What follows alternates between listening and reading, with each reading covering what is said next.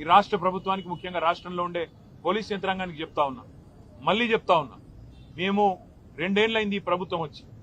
మొన్న నల్లగొండ జిల్లాలో ఏ రకంగా దుర్మార్గంగా ఈ ప్రభుత్వం, ఈ పార్టీ, కాంగ్రెస్ పార్టీ వ్యవహారం చేసిందో, మా మల్లయ్య యాదవ్ గారిని అక్కడ మర్డర్ చేసి మొదటి విడత పోలింగ్ కంటే ముందే మర్డర్ చేయడం జరిగింది.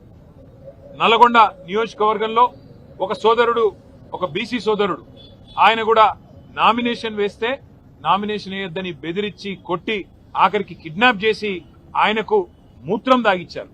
అయినా కూడా ఇంతవరకు కేసు పెట్టలేదు అక్కడ ఉండే పోలీస్ యంత్రాంగం.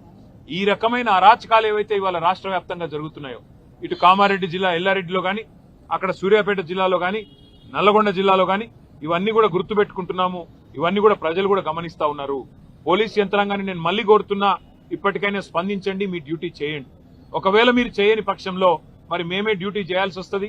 తప్పకుండా శాంతి భద్రతల సమస్య వస్తుంది. దాడికి ప్రతి దాడే సమాధానం అనుకుంటే మేము కూడా తెగబడాల్సి వస్తుంది. తిరగబడ్డప్పుడు మరి మీకే ఇబ్బంది అవుతుంది, గుర్తుపెట్టుకోమని చెప్పి కూడా కోరుతూ